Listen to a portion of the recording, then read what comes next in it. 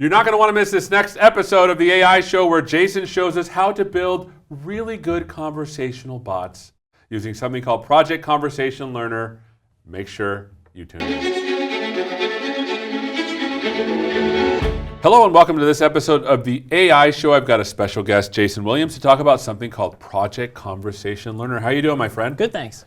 Tell us a little bit about Conversation Learner. Sure. So let me describe what the problem setting is here. So the problem setting is we want to build a task-oriented bot, a task-oriented conversational system. So this could be something that's in a smart device in your home, like a thermostat. It could be a skill in an intelligent assistant.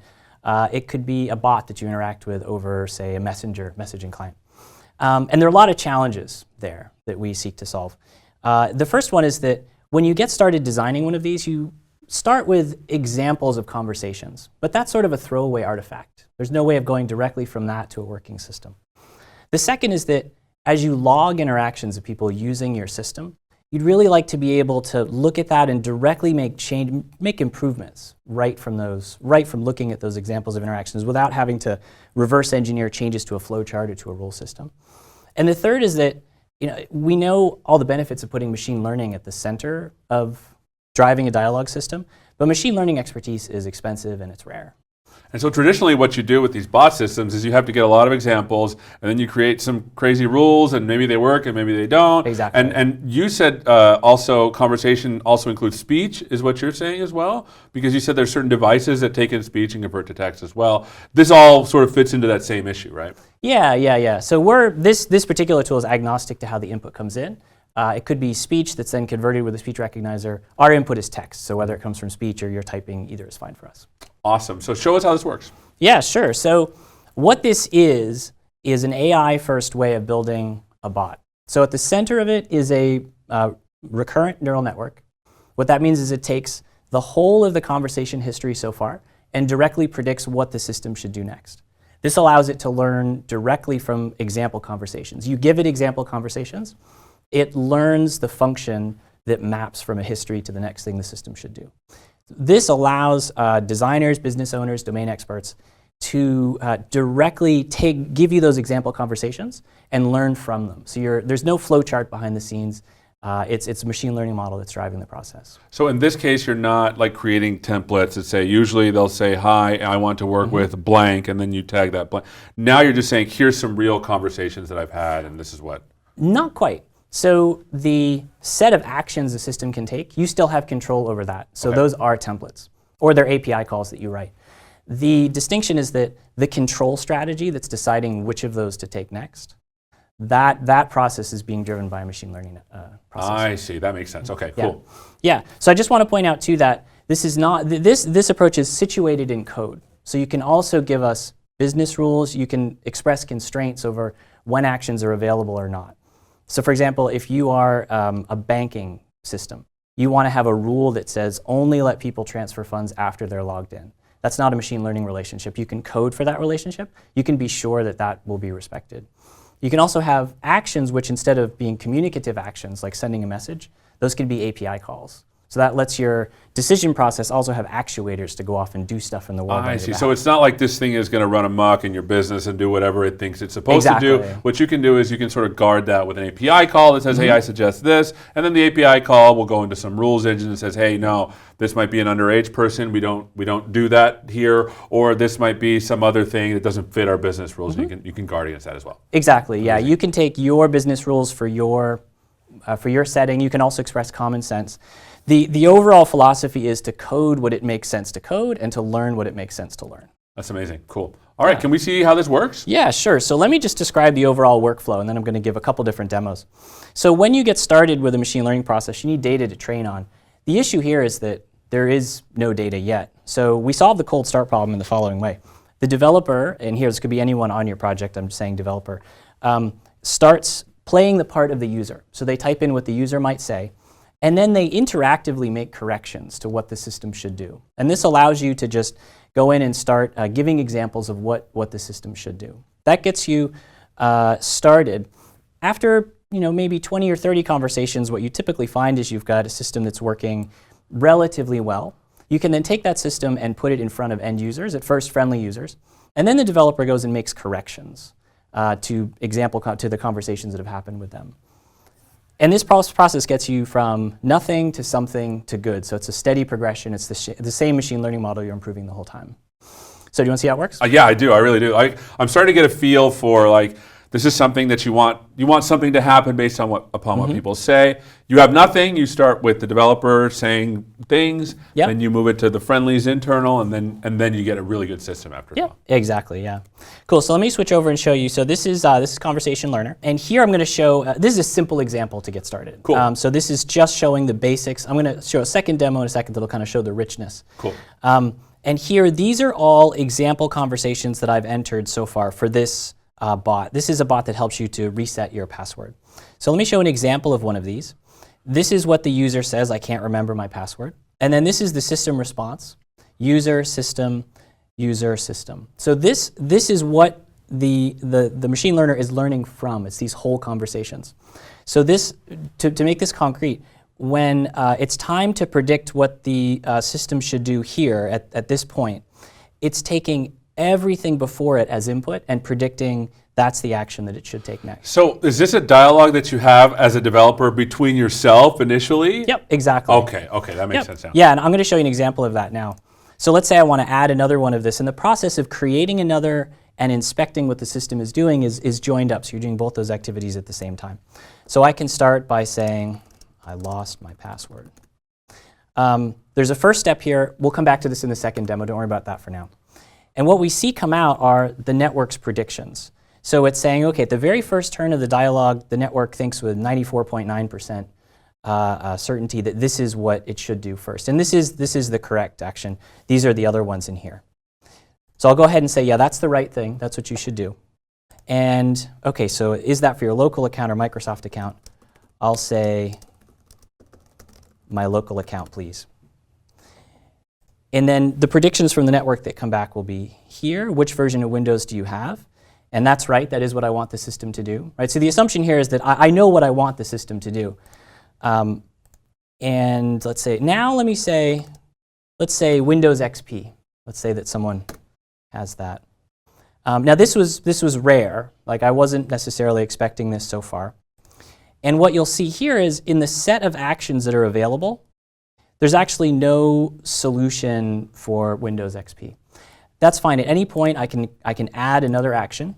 So I can say, okay, how to reset password on Windows XP. And that could be a link to rich content.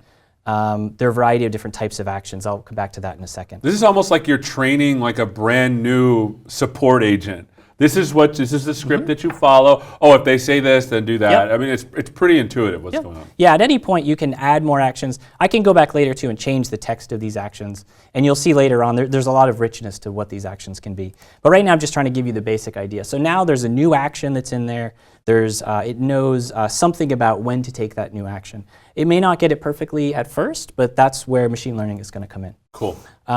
Okay, so I can go in, repeat this process, and you were seeing from the scores, I can develop this intuitive sense of how well the model is working. So those scores were all kind of in the mid to high 90s. That gives me some certainty that it knows what it's doing.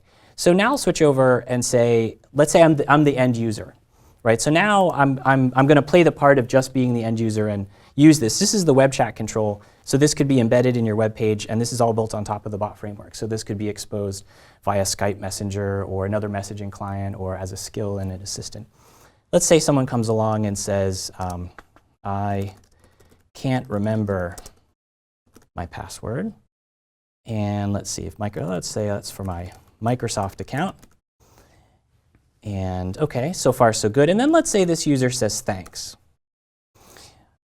Okay, so this is not what the system should be doing here. This is going, if you've ever built a bot, this is going to happen. You're going to put this out there. People are going to say things that you hadn't expected. And your system, you may need to add some new richness to your system that you hadn't expected. That's the world of interacting with natural language. So now, that was the end user. I'll switch over now, and as the developer, I can see that log of that conversation is now here. I can open it. And I can look at this conversation and say, okay, let's see. This is correct. This is correct. This last one, the person said thanks. What should the system have done instead? And I can go in here are the scores. Look, it was pretty uncertain, okay, and none of these is correct. I want to add another action. So I would like it to say, you're welcome. So I'll add that action. That adds it to the palette of actions. I can then say, that's what you should have done instead. It then drops me into a teaching dialog, so I could continue this if I wanted to explore maybe what could happen after that. But I won't do that here. I'll say done. It removes it from the set of logs, adds it to the set of training dialogues. And one thing I haven't said so far is every time you make any kind of correction, it immediately kicks off a training job. There is a training queue in the background that's constantly retraining the network.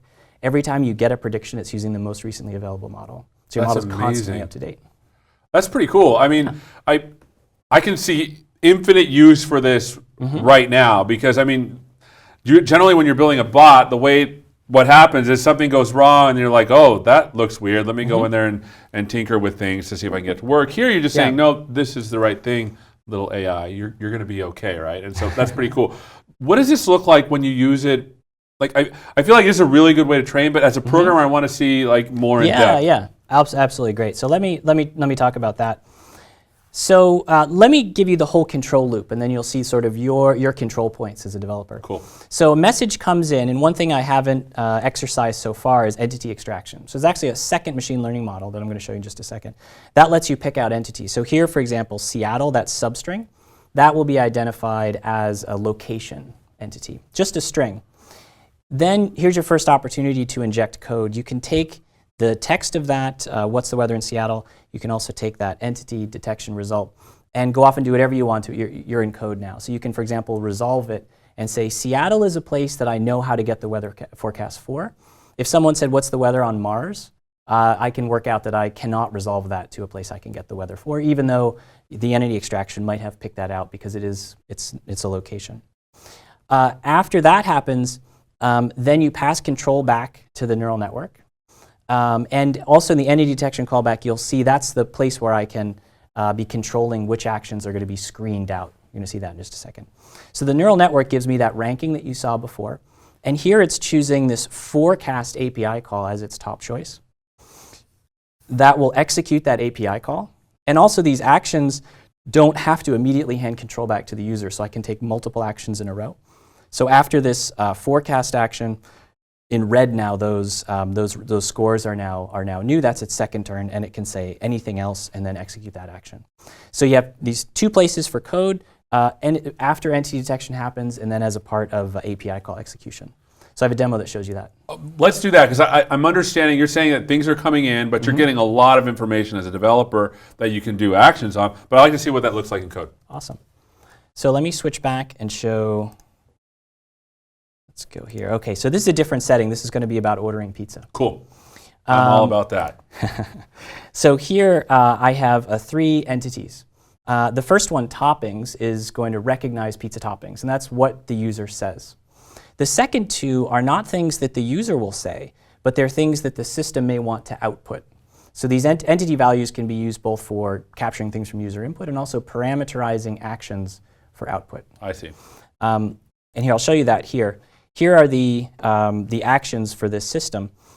So this will look straightforward. What would you like on your pizza? Actions can also refer to entities. So you have $ toppings on your pizza. Actions can also be constrained by the presence or absence of entities. And that's the connection with business logic. So here, this you have $ toppings on your pizza. You can see in this column required entities. That's saying toppings has to be defined in order to take this action. And that makes sense because it would be impossible to take that without. But you could add additional constraints there. Cool. There's also sort of the opposite of that. If toppings is defined, then this action, what would you like on your pizza, is not available. In other words, this is a common sense constraint. I want to prevent the system from asking something it already knows the answer to. And finally, actions can also be API calls. So those I've implemented in code. They're running locally on my machine in the bot. I see. Okay, so there's like a combination of different endpoints that you could be reaching. Some of it forms part of the AI that's in there. Some of it forms part of your business rules and processes. That's exactly, awesome. Yeah. One final note about actions. They can either be wait actions, which means perform the action and then stop, let the user do something. Or they can be non-wait, which means just take another action after. So that lets me develop sequences like, hold on a second while I look that up. call some long-running API, and then say, OK, here's what I found. That's amazing. Yeah. So let's switch over and show what this looks like as I step through. Cool.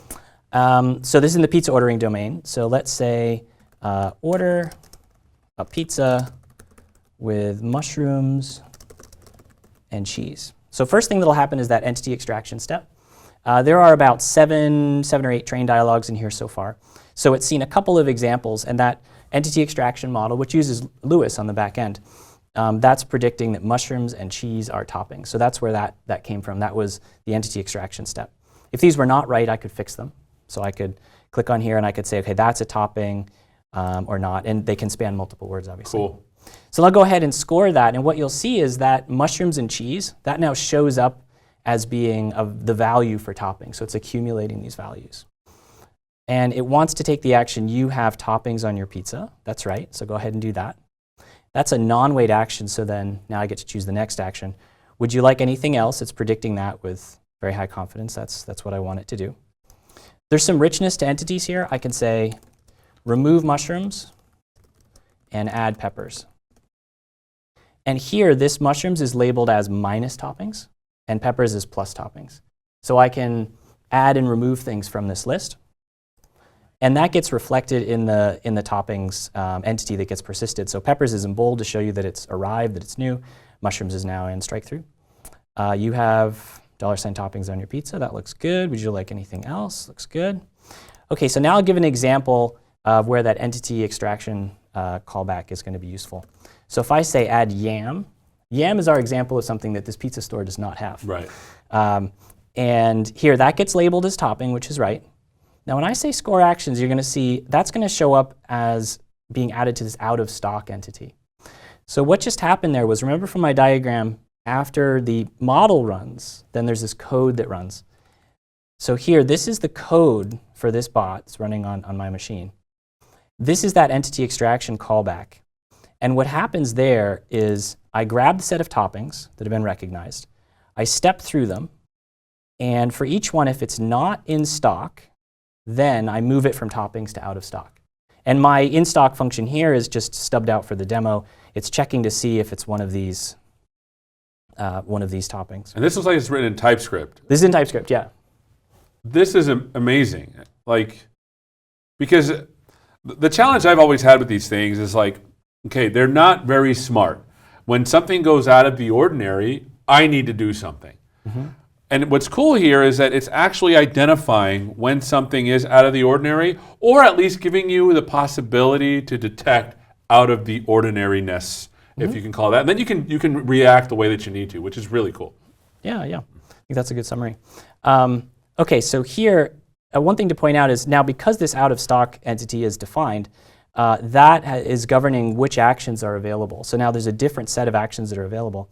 So one thing about these constraints that's interesting is they're both letting you express business rules that are important for your system. Also, by expressing common sense, you're limiting the set of actions that are available. That's reducing the complexity of the machine learning problem. So it takes that reduces the amount of data you have to put in. So you have these multiple control levers. You can learn what it makes sense to learn, and you can code what it makes sense to code. So here, let me kind of bring this to a close here pretty soon. So we don't have yam. Would you like anything else? Now if I say no. So one thing to point out here is I'm not labeling the intent no. Right? You might think of an intermediary label. Instead, I'm just directly choosing which action the system should take next. And what I want it to take next is this finalize order. This is an API call. And that returns this, your order is on its way. That API call is also, again, a part of my bot here. This is, I have access to the entities that have been defined. I'm in code here, so I can do whatever I want to. In a real system, this is the point where you would make that API call to actually send the pizza to someone's address. Here, it just returns this string. This is pretty amazing. Cool. I like it a lot. I mean, there's tons of use cases for this. I'm pretty excited about this. Where can people go to find out more if they want to get started? Yeah, so this is going to be launched as a Labs cognitive service at Build. You can go to this page, labs.cognitive.microsoft.com. And when this is available, you'll see an entry there for Conversation Learner. Awesome. Well, this has been impressive. Thanks so much, Jason, for spending some time with us. Pleasure. Thanks so much for watching and learning all about Project Conversation Learner, how to supercharge your bots to get your work done. Thanks so much for watching. We'll see you next time. Take care.